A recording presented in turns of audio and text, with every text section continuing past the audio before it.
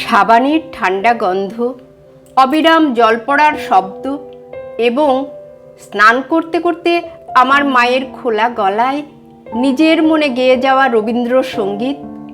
আমার কাছে রবীন্দ্রনাথ মানে এই সব। আমার কাছে রবীন্দ্রনাথ মানে 25শে বৈশাখের আনন্দ উৎসব নয়, 22শে শ্রাবণের ব্যথা নয়, জোড়াসাঁকোর ঠাকুরবাড়ি কিংবা বোলপুরের বিশ্বভারতী আমি কোথাও তাকে তেমন করে পাই না যেমন পায় আমার মায়ের খোলা গলার গানে। তবে তাও যেমন তেমন কিংবা যখন তখন নয়। সন্ধ্যের অন্ধকার ঘনিয়ে আসা শেষ বিকেলে আমার মা যখন অফিস থেকে ফিরে স্নান ঘরে শুদ্ধ হতে যান, তখন আমার মা কখনো গান শেখেননি। কেন শেখেননি এমন গলা? মা বলেন, রবি ঠাকুরের গান তো তানের নয়, প্রাণের।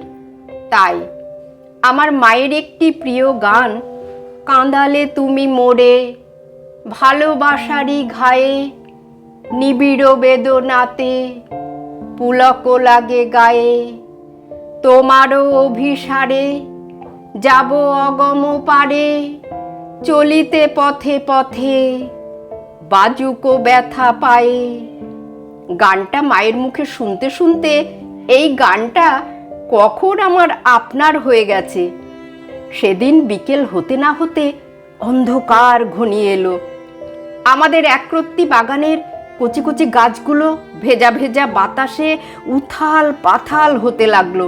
ঝড়ো ঝড়ো বৃষ্টির অবিরাম ধারায় ভিজতে ভিজতে আমি মায়ের মতোই খোলা গলায় গাইতে লাগলাম, তোমারও অভিসারে যাব অগম পারে, চলিতে পথে পথে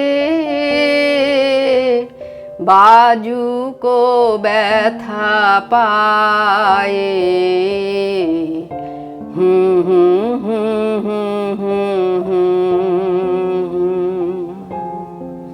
অভিসার মানে কি মা? মা বললেন, অভিসার? অভিসার আবার কোথায় পেলে? কেন, তোমার গানে? আমার গানে অভিসার? ও, তোমারও অভিসারে যাব অগম পারে। হ্যাঁ, ঠিক ওখানেই। অভিসার মানে যাওয়া, কিন্তু যাওয়া ততটা নয় যতটা যেতে চাওয়া। সপসপে ভিজে জামায় বাড়িতে এসে দেখি বাবা অফিস থেকে ফিরে এসেছেন কখন। বললেন, বৃষ্টিতে ভিজতে ভিজতে কোনো বর্ষার গান মনে এলো না?